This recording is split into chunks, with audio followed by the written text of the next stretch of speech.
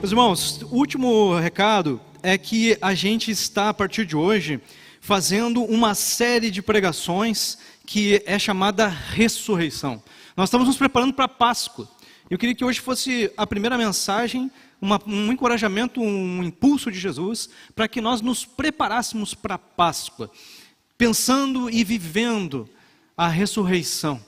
E a mensagem de hoje tem o propósito de nos trazer clareza sobre o significado, a importância da ressurreição, a ressurreição ontem, a ressurreição hoje e a ressurreição no futuro. O impacto e a importância que a Bíblia traz sobre a ressurreição nesses tempos, nesses três tempos. Né? O título da mensagem é Ressurreição ontem, hoje e sempre. Eu fui encorajado a falar sobre isso por causa de Hebreus 13, versículo 8, que diz que Jesus é o mesmo ontem, hoje e sempre. Mas então, irmãos, queria começar falando sobre a ressurreição ontem, que foi a ressurreição eterna de Jesus. Jesus ressuscitou eternamente. E aqui há algumas coisas importantes da gente saber. Jesus não ressuscitou só espiritualmente. Jesus ressuscitou fisicamente. E isso é extremamente importante, irmãos. Tanto que o apóstolo João, lá na primeira carta dele, disse que aqueles que dizem que Jesus não ressuscitou em carne, fisicamente, esses são falsos profetas, são anticristos, ele disse. Então, é muito importante que nós entendamos que a Bíblia afirma que Jesus ressuscitou fisicamente. E ele foi visto por muitas pessoas, e eu queria te convidar, já apareceu ali, né? Nós vamos ler hoje vários textos em 1 Coríntios 15. Esse é o capítulo base da nossa mensagem de hoje. E eu queria te convidar a nós começarmos no capítulo 15, lendo a partir do versículo 3, que está ali na projeção. Antes de tudo, entreguei a vocês o que também recebi, que Cristo morreu pelos nossos pecados, segundo as Escrituras, e que foi sepultado e ressuscitou ao terceiro dia, segundo as Escrituras, e apareceu a Cefas e depois aos 12, depois foi visto por mais de 500 irmãos, de uma só vez, dos quais a maioria ainda vive, porém alguns já dormem. Depois foi visto por Tiago e mais tarde por todos os apóstolos. Por último, depois de todos, foi visto também por mim, como um nascido fora de tempo. O texto, irmãos, está começando um raciocínio. E ele está dizendo então, antes de tudo, queria que vocês soubessem que eu vi Jesus ressurreto. E eu, mais de 500 irmãos. Além dos apóstolos, mais de 500 pessoas são testemunhas. Eu quero lembrar vocês, irmãos, que a Bíblia diz que ele se apresentou lá para Tomé. Jesus se apresentou lá fisicamente para Tomé. E foi possível que Tomé tocasse as suas mãos e tocasse o seu lado, que tinham as perfurações ali da crucificação. Agora, também a gente precisa lembrar de textos que mostram que Jesus não tinha mais a mesma aparência física. Ele tinha um corpo glorificado. Então nós, também, a exemplo de Cristo, vamos ressuscitar, não com o mesmo corpo físico, mas também fisicamente. Mas então é importante, irmãos, que nós saibamos disso, que Jesus morreu e ressuscitou fisicamente, e isso foi de extrema importância para a humanidade. E ele ressuscitou de uma forma inédita, como ninguém nunca tinha ressuscitado. Ele ressuscitou eternamente, para nunca mais morrer. Ressuscitou eternamente, para nunca mais morrer.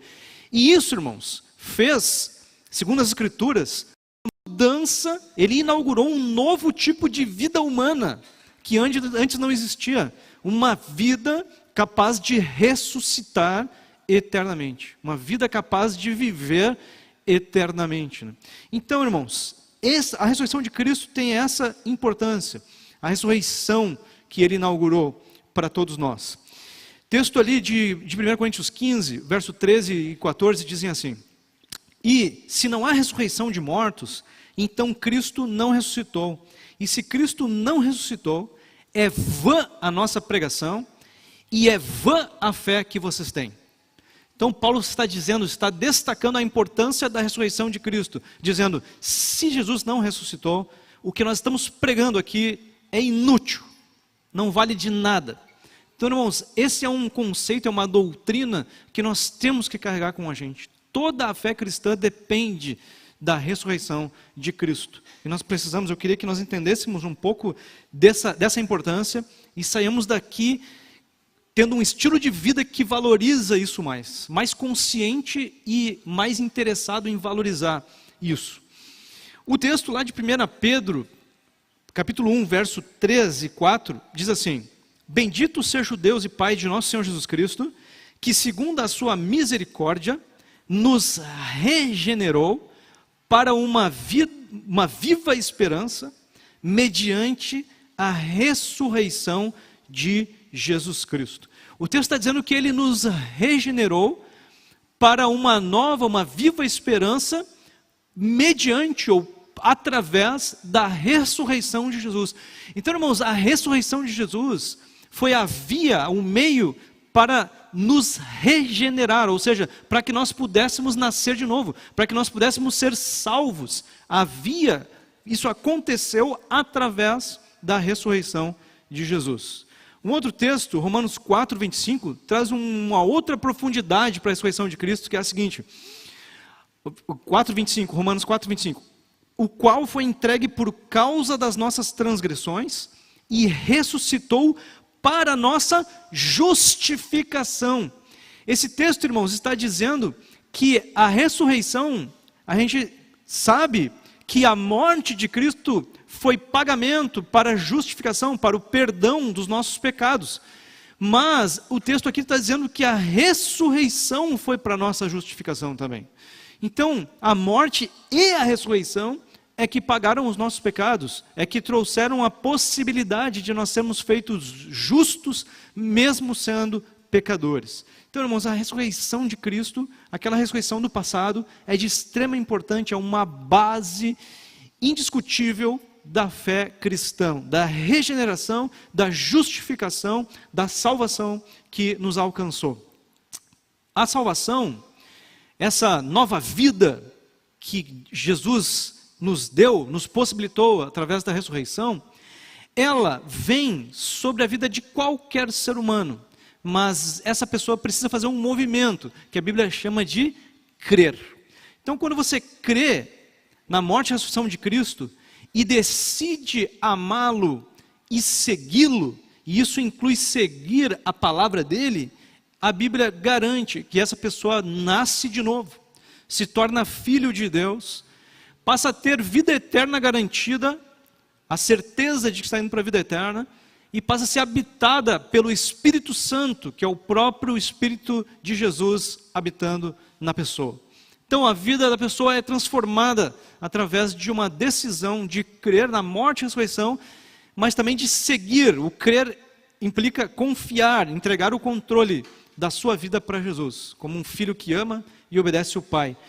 E aí, meus irmãos, o texto de 1 Coríntios 15 vai dizer no versículo 2 o seguinte: por meio dele, vocês também são salvos, se retiverem a palavra, assim tal como a preguei a vocês, a menos que tenham crido em vão. Então, meus irmãos, crer é o caminho para a salvação. E ele disse aqui, ressaltou, que foi por meio de Cristo que nós somos salvos, quando decidimos seguir, então, a palavra dele. Dito isso, irmãos, nós precisamos guardar com a gente, e nesse dia de ceia, ter um espírito grande de gratidão pela morte e ressurreição de Cristo, que foi o primeiro, abriu os caminhos para que uma nova possibilidade humana, de vida humana, acontecesse. Pessoas que podem ir para a ressurreição eterna, como ele foi. A segunda face, segunda importância da ressurreição, está relacionada com o futuro, com o sempre. Os cristãos ressuscitarão eternamente. Então, aqueles que creem em Jesus, há uma garantia de que eles vão ressuscitar e vão estar eternamente na glória com Cristo.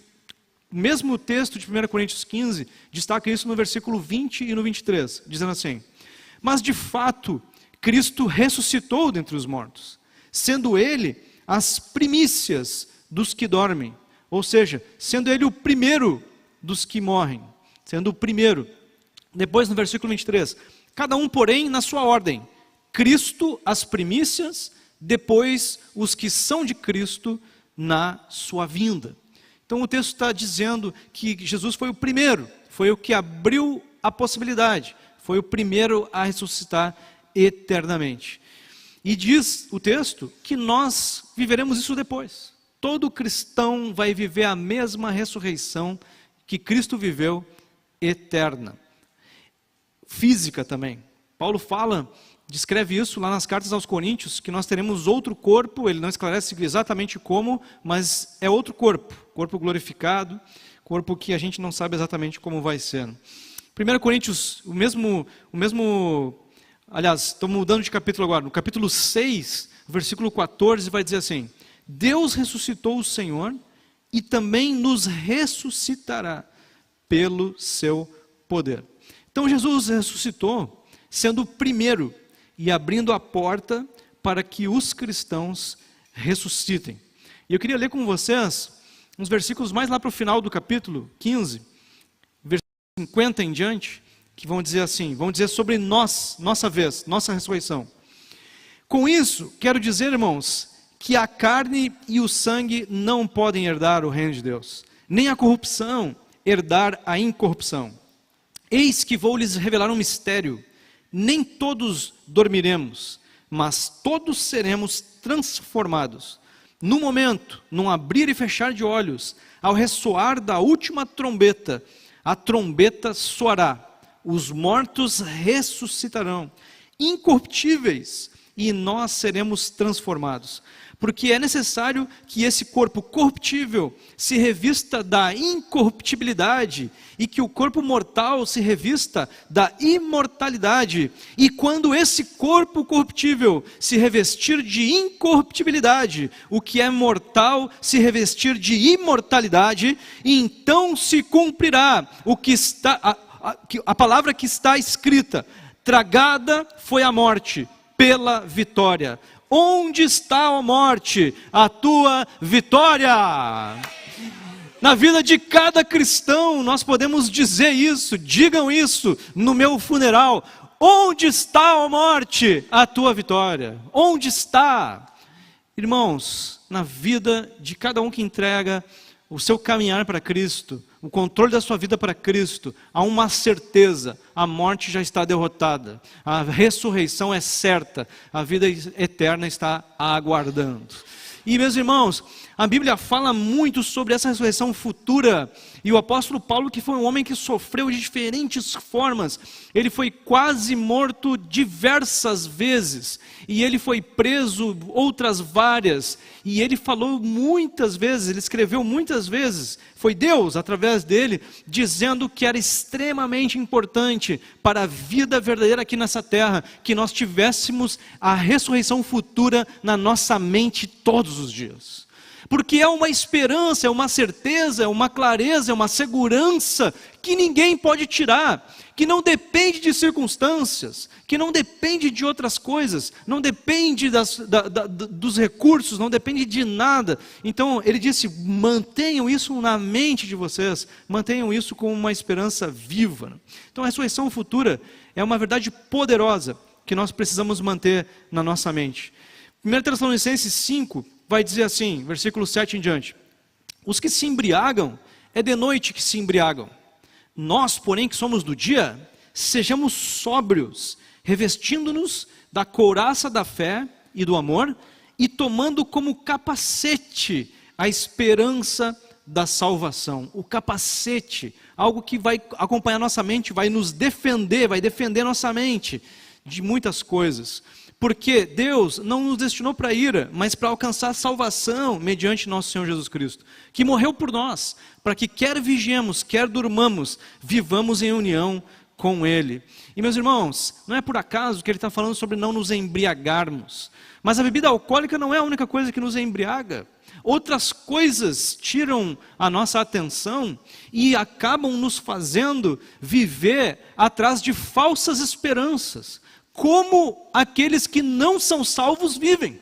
Muitas vezes nós estamos buscando esperança, buscando ânimo, buscando alguma coisa que nos renove as emoções em coisas que não podem fazer isso por nós. Nós ficamos correndo atrás de coisas materiais, quando Jesus, a Bíblia nos garante que nós tivermos o capacete da salvação posto em nossas mentes, nós vamos estar motivados, vamos estar com a esperança no lugar certo e vamos estar vivendo o estilo de vida que de fato leva à felicidade. Nós temos que ter cuidado, irmãos, a internet é embriagante, outras coisas, o pecado de diferentes formas é embriagante, nos envolve e nos faz pessoas que estão fora de si, que estão meio anestesiadas, parece que estão animadas, mas é uma animação falsa, artificial. A mente está fora do normal e vai durar pouco e vai trazer um buraco logo em seguida. Então nós precisamos, irmãos, que a ressurreição nos acompanhe em nossa mente. Sabe que na crucificação de Cristo aconteceu algo interessante. Mateus relata, capítulo 27, versículos 51 e 53, até 53. Eis que o véu do santuário se rasgou em duas partes, quando Jesus morre. O véu do templo que separava o santo dos santos, lugar que só o sumo sacerdote poderia entrar, se rasga sozinho. Deus dizendo, agora todos podem chegar na minha presença, se quiserem. De alto a baixo ele se rasga, a terra treme, as rochas se partiram. E outro detalhe, os túmulos se abriram e muitos corpos de santos já falecidos ressuscitaram. Então naquele dia houve terremoto, houve o véu se rasgando, mas houve também pessoas ressuscitando fisicamente. Ressuscitando fisicamente. Mas por que isso? Durante a vida de Jesus, Jesus também ressuscitou fisicamente 3 pessoas.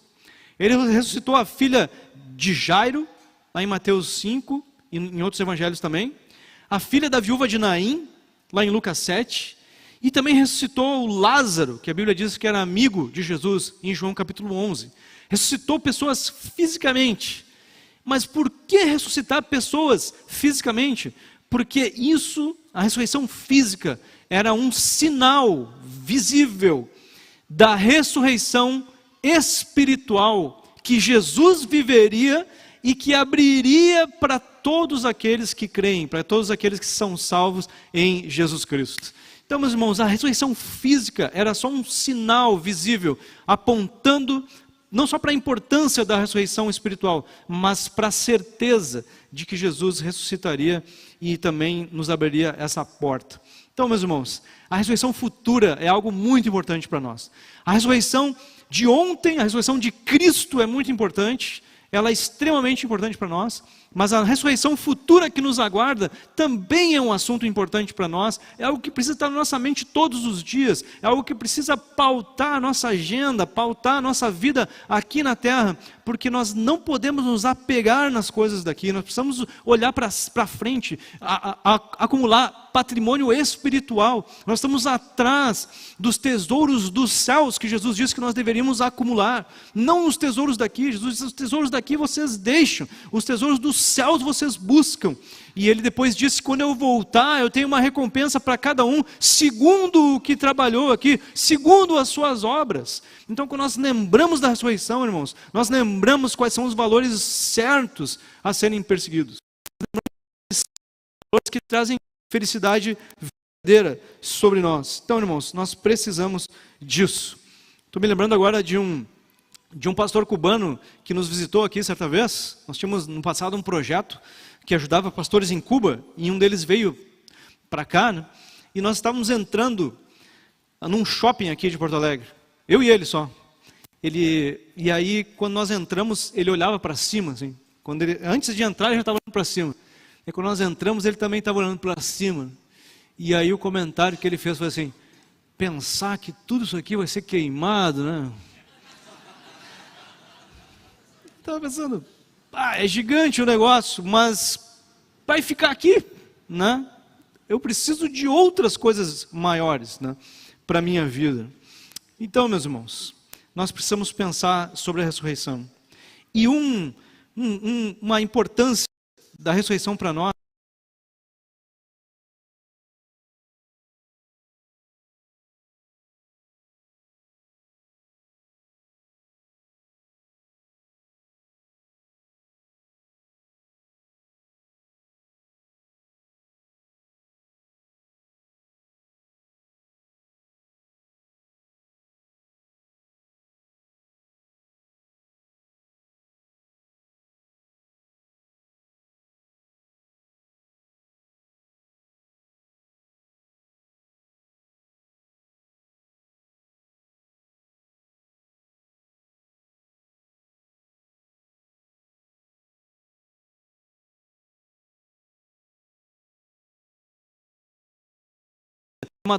totalmente pensando na ressurreição futura que está me aguardando. É tudo pensado naquela próxima vida. Então, 1 Coríntios 15, 19, vai dizer assim: se a nossa esperança em Cristo se limita apenas a essa vida, somos as pessoas mais infelizes desse mundo. Paulo diz, olha, é interessante que depois ele vai explicar um pouco melhor isso, né? Ele vai dizer ali, ó, no versículo 30 em diante, se você puder ler comigo. E por que também nós nos expomos a perigos a toda hora? Dia após dia morro. Eu afirmo isso, irmãos, pelo orgulho que tenho de vocês em Cristo Jesus, nosso Senhor. Se como homem lutei em Éfeso contra feras, qual foi o meu proveito? Se os mortos não ressuscitam, comamos e bebamos, porque amanhã morreremos. Ele disse, olha meus irmãos, se Jesus não ressuscitou, nós também não vamos ressuscitar. Então todas as chibatadas que eu levei, fui apedrejado, fui preso, tudo aquilo que eu fiz, não valeu de nada. Nós somos os mais infelizes de todos os homens, porque estamos trabalhando por algo que não tem futuro. E se a gente não tem ressurreição nos esperando, não tem futuro, então comamos e bebamos. Vamos aproveitar a vida, porque ela é curta. Porque amanhã a gente morre e tudo termina. E meus irmãos, muitas vezes, nós mesmo como cristãos, nós estamos vivendo no comamos e bebamos que amanhã morreremos. Vamos viver ao máximo agora, porque logo a gente morre e aí se acaba tudo. Vamos buscar o conforto de hoje, porque depois a vida acaba e a gente não aproveitou as coisas desse mundo. Irmãos, o texto continua dizendo assim, versículo 33, não se enganem, as más companhias corrompem os bons costumes. E aí tem uma pergunta para nós, irmãos. Eu sou a companhia, aquele amigo, aquela amiga, aquele familiar, que encoraja as pessoas a pensarem sobre a ressurreição, a pensarem sobre Cristo, a acumularem tesouro espiritual, tesouro invisível, ou eu sou da turma do comamos e bebamos, que amanhã morreremos? Vamos aproveitar a vida ao máximo, a vida material, porque ela é curta e é isso que a gente tem para fazer aqui nessa terra. Que companhia eu sou? Eu tenho ligado as pessoas com Cristo, ajudado pessoas que não têm a ressurreição ainda, não são salvas ainda, a nascerem de novo e a serem filhos de Deus, a terem a ressurreição esperando. Que companhia eu sou, né? Nas minhas conversas, quando eu saio com família, com amigos, eu trago Jesus para a mesa, eu falo sobre a ressurreição, eu trago esse assunto, eu dirijo as coisas para as coisas espirituais, ou eu sou mais um na mesa do comamos e bebamos, que amanhã morreremos? Eu preciso ser uma boa companhia. Eu preciso ser uma boa companhia. Jesus nos chamou para sermos boas companhias, focados na ressurreição. Versículo 34. Voltem à sobriedade, como convém, e não pequem, porque alguns ainda não têm conhecimento de Deus. Digo isto para vergonha de vocês. Ele está dizendo, tem alguns entre vocês aí que não entendem quem é Cristo ainda. E vocês precisavam estar ajudando esses. É meio vergonhoso eu dizer isso para vocês, mas tem alguns entre vocês que ainda não conhecem a Cristo. Essa foi a palavra que Paulo disse. Vocês precisavam estar ajudando esses a conhecerem. Fica uma pergunta para nós, irmãos. Se você tivesse ressuscitado fisicamente, se você tivesse morrido e voltado à vida, você falaria sobre isso? Você comentaria com as pessoas sobre isso? Eu acho que esse ia ser o teu principal assunto. E meus irmãos, essa é a realidade nossa, do cristão. O cristão já tem uma nova vida. A gente não ressuscitou ainda plenamente, mas nós já saímos da morte para a vida, como a Bíblia diz. Nós já temos a certeza da ressurreição. E nós precisamos falar, irmãos. Nós vivemos o maior milagre de Deus, que é a salvação, a regeneração, a justificação, a certeza da vida eterna. Então isso precisa ser o nosso assunto principal, irmãos. Nós precisamos, e eu queria te convidar para que nesse mês e pouco que falta para a Páscoa, nós fôssemos aquelas pessoas que vão enfeitar essa cidade com o assunto da ressurreição. Nós preparamos o Natal de várias formas, né? Enfeite daqui, enfeite de lá, não sei o quê. Irmãos, nós vamos fazer isso, nós vamos falar da ressurreição, nós vamos encher essa cidade com a preparação para a Páscoa, nós vamos ajudar pessoas a conhecerem o Evangelho, a conhecerem a ressurreição. Então, irmão, quero te convidar a nós estarmos preparando todos que estiverem à nossa volta para a Páscoa, para o entendimento da morte e ressurreição de Cristo. 1 Coríntios 2, versículo 1 e 2 diz assim: irmãos, quando estive com vocês, anunciando-lhes o mistério de Deus, não o fiz com ostentação de linguagem ou de sabedoria.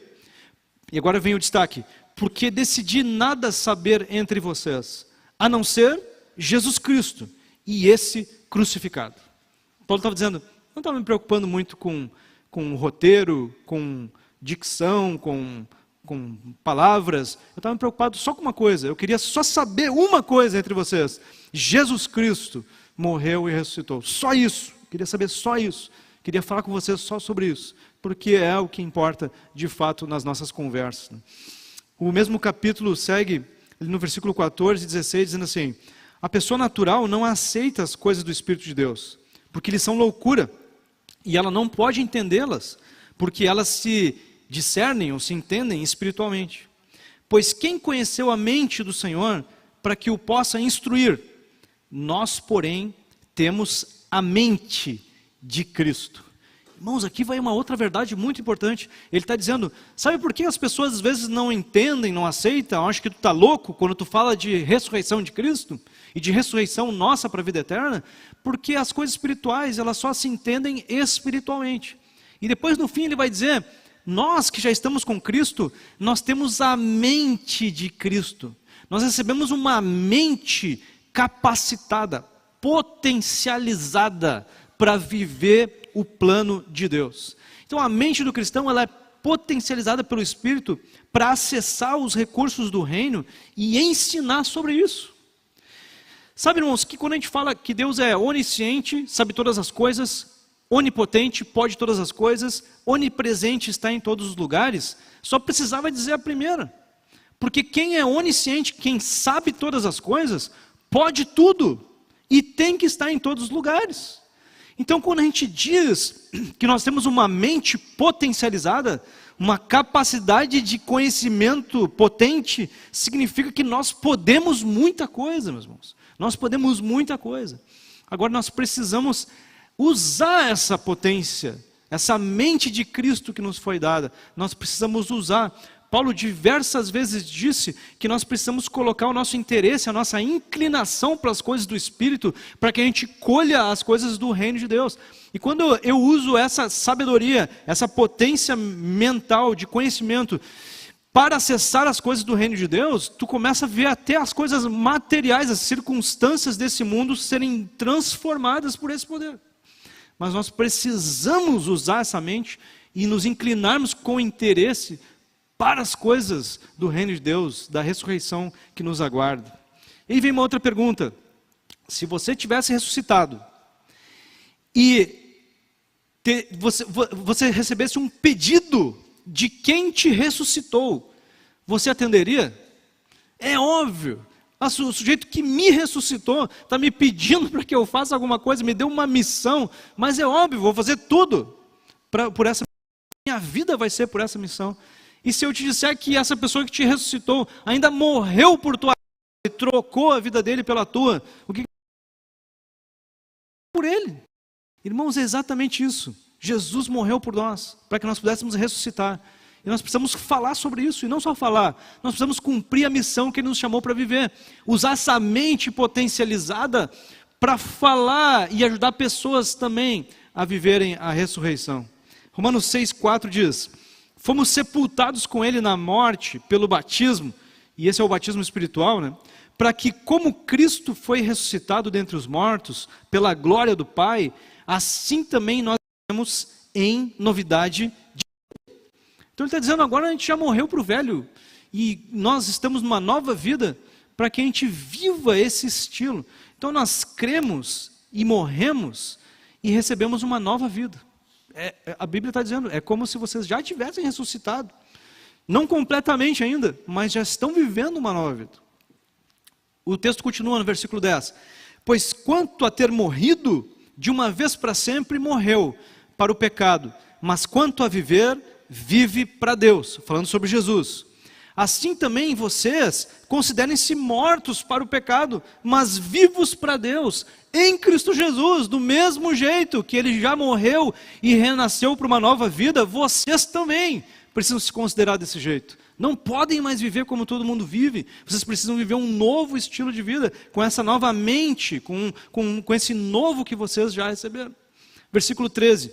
Também não ofereçam os membros do corpo ao pecado como instrumentos de injustiça, mas como pessoas que passaram da morte para a vida, ofereçam a si mesmos a Deus e ofereçam seus membros a Deus como instrumentos de justiça. Então, resumo, irmãos, aqui estão os pedidos de quem nos ressuscitou. Jesus nos chamou para vivermos com Ele e para a sua missão. É isso, irmãos. Nós ressuscitamos, precisamos falar sobre isso. Aquele que nos ressuscitou nos deu uma missão. E Ele diz, vão e façam valer a pena o meu sacrifício, falem para as pessoas, ajudem elas a terem a minha mente, a ressuscitarem, a viverem a nova vida, enquanto eu estou trabalhando com vocês para isso. Então, nós fomos potencializados, irmãos, pelo Espírito, para morrermos para o pecado, vivermos para Deus e a cultura do reino de Deus. Nós precisamos viver para a cultura do reino de Deus, mudar a mente, ajudar as pessoas a mudarem a mente. O texto lá, voltando para 1 Coríntios 15, versículo 45, diz assim, pois assim está escrito, o primeiro homem, Adão, se tornou um ser vivente, mas o último Adão, que é Jesus, é espírito vivificante, espírito que leva a vida, que traz vida, que vivifica, e ele habita em nós, irmãos. Estou me encaminhando para o fim, ler com vocês também Efésios capítulo 1, sobre ressurreição. Diz assim, a partir do verso 19. Paulo disse que fez uma oração, ele disse, eu estou fazendo uma oração por vocês, pela igreja, dizendo, peço que Ele ilumine os olhos do coração de vocês, para que saibam qual é a esperança da vocação de vocês, qual é a riqueza da glória da sua herança nos santos, daquilo que está esperando vocês. Mas agora vem o destaque. E qual é a suprema grandeza do seu poder sobre nós, os que cremos, segundo a eficácia da força do seu poder. Ele está dizendo, eu estou orando para que vocês entendam qual é o tamanho do poder que habita em vocês. Estou orando para que vocês entendam o tamanho do poder. Mas olha como é que ele explica agora sobre esse poder. Ele diz, ele exerceu esse poder, o mesmo poder, em Cristo, ressuscitando dentre os mortos e fazendo assentar à direita nas regiões celestiais. Meus irmãos, sabe o que ele está dizendo aqui? Que o poder que ressuscitou a Jesus Cristo habita em nós. Nós somos habitados pelo poder da ressurreição. Pelo poder da ressurreição. E esse poder da ressurreição quer nos usar para que a gente leve pessoas a serem salvas, a ressuscitarem também, a receberem a salvação em suas vidas. Deus quer nos usar para um maior milagre que Ele faz, que é a ressurreição. Como seria interessante, irmãos, impactante, nós vemos o poder de Jesus ressuscitar alguém fisicamente. Mas esse não é o maior milagre que Jesus faz. O maior milagre que Jesus faz é fazer alguém ressuscitar eternamente, de uma forma que nunca mais morra. E Ele está nos convidando para nós vivermos uma Páscoa nesse estilo, de pessoas que vivem com a ressurreição no coração, mas deixam esse poder fluir para que a ressurreição atinja outras pessoas. Colossenses 3, versículo 1 em diante diz, portanto, se vocês foram ressuscitados juntamente com Cristo, busquem as coisas lá do alto, onde Cristo vive, assentado à direita de Deus. Pensem nas coisas lá do alto, e não nas que são aqui da terra, porque vocês morreram, e a vida de vocês está oculta juntamente com Cristo em Deus. Quando Cristo, que é a vida de vocês, se manifestar, então vocês também serão manifestados com Ele em glória. E aqui de novo ele destaca que nós já estamos mortos e vivemos uma nova vida. E nós precisamos então pensar nas coisas da nova vida, lá do alto, e não nas coisas aqui da terra. Irmãos, precisamos sair daqui com a certeza, como Paulo disse, só se nós estivermos pensando na ressurreição, só se Cristo ressuscitou e a ressurreição nos aguarda, é que nós podemos ser felizes. Porque se a ressurreição não nos aguarda, nós somos mais infelizes dessa terra. Nós precisamos então que o nosso estilo de vida, a nossa mente, as nossas atitudes, andem de acordo com essa realidade. E não sejamos aqueles do comamos e bebamos que encontraremos felicidade, porque a vida é curta. Nós precisamos entender que estamos investindo espiritualmente, um patrimônio que vai durar eternamente. E o fim do capítulo, irmãos, capítulo 15 de 1 Coríntios, Paulo fez toda essa caminhada de falar sobre a ressurreição de Cristo, muitas testemunhas, mais de 500, a importância de nós entendermos a realidade da ressurreição em nossas vidas. Ele vai terminar o capítulo dizendo assim, versículo 56 em diante: o aguilhão da morte é o pecado, e a força do pecado é a lei. Graças a Deus, que nos dá vitória por meio do nosso Senhor Jesus Cristo.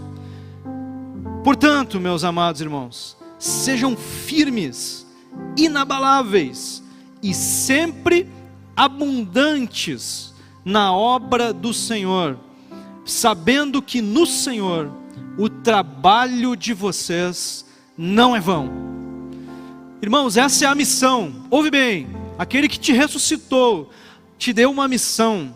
Sejam firmes, inabaláveis e sempre abundantes, ou sempre muito envolvidos na obra do Senhor, sabendo que no Senhor o trabalho de vocês não é vão, não é vão.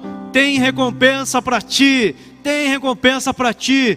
Se você tem trabalhado pelo Senhor para falar de Cristo, para pessoas se conectarem com Cristo, tem sofrido por causa disso, Jesus está dizendo, a ressurreição te aguarda, e eu vou honrar aqueles que são fiéis no pouco, serão colocados sobre o muito. Aqueles que estão me honrando com as suas vidas terão recompensa. Não é vão, o trabalho que é feito para mim não é vão. Meus irmãos, nós precisamos viver um mover nesse mês de Páscoa, que antecede a Páscoa, de nós trabalharmos mais do que a gente fez nas outras Páscoas que nós já vivemos. E Jesus está nos chamando para isso, para que em cada conversa a gente consiga falar dele, com crente ou com não crente, a gente possa falar e levar um pouco mais da cultura de Deus, encorajar pessoas a viverem perto dele, encorajar pessoas a viverem a esperança verdadeira, não a passageira, a viverem um estilo de vida que combina com aqueles que estão caminhando para a ressurreição. Eu tenho certeza, irmãos, que Jesus vai ficar muito feliz se você se envolver em enfeitar essa cidade para essa Páscoa, enfeitar essa cidade com conversas sobre a ressurreição, com conversas sobre a ressurreição, botando a tua mente potencializada nas mãos, para que o poder flua através de ti e tu possa experimentar grandes movimentos sobrenaturais na tua vida. Amém, meu irmão? Então eu quero te convidar a ficar em pé e nós orarmos agora.